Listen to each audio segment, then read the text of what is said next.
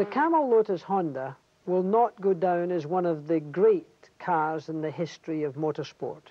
In 1988, this car got little success. It gave great frustration to its drivers, Nelson Piquet and Nakajima. I had the opportunity of driving the car in an old, disused airfield in the east of England called Snetterton. Not the most glamorous track in the world, and certainly no billiard table smooth racetrack. Very bumpy it was indeed. The car had certain problems. First of all, let me talk about the easy ones. The car, of course, was extremely powerful.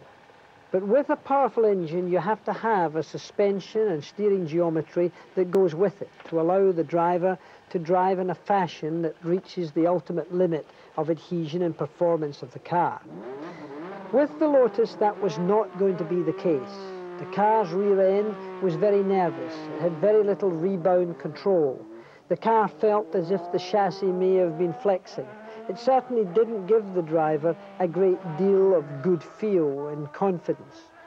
One impressive factor, of course, was the Honda engine. Enormous power.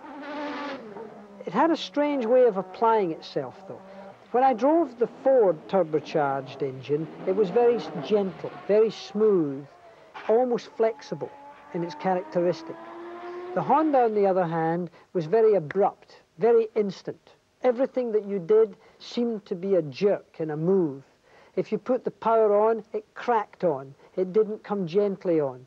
And when you were going down the main straight and you took the power off, suddenly the engine's overrun had almost an incredible braking effect on the car. The aerodynamics of the car and the characteristics of the engine overrun were again very aggressive.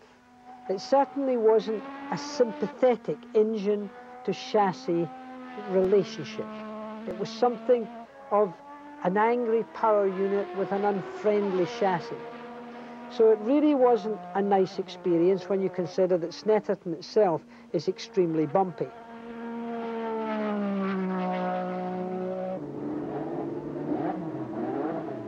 But the greatest problem I had with the car was the driving position. The designers had decided that it had to be small in the cockpit, in the area restricted. Around the steering wheel and the fairing that came up to the driver, it really felt a very claustrophobic experience. And if a serious accident had occurred in a head-on situation, I feel that the cowling would have been much too close to the driver and could have caused further injury, and that was unnecessary in my mind. But worst of all was the position of the steering wheel. The instrument panel was almost unreadable, the steering wheel itself much too close to the instrument panel.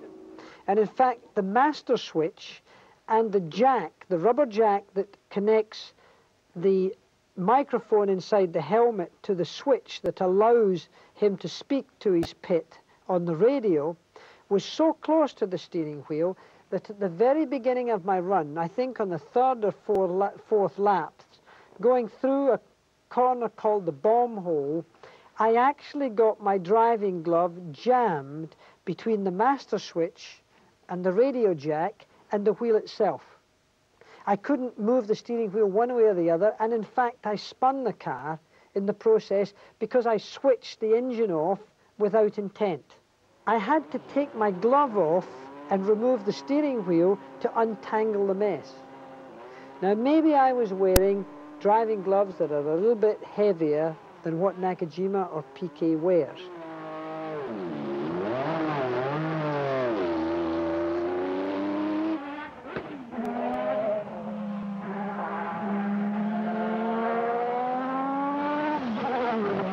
The car, of course, was exciting to drive, but not in a comfortable way. I felt the car was over-nervous, was too highly strung. And really, I suppose the results of the year of 1988 spoke for themselves. It was not a car that Nelson Piquet would have wanted to drive too many more times. So perhaps one of the more disappointing cars that I drove in the whole test.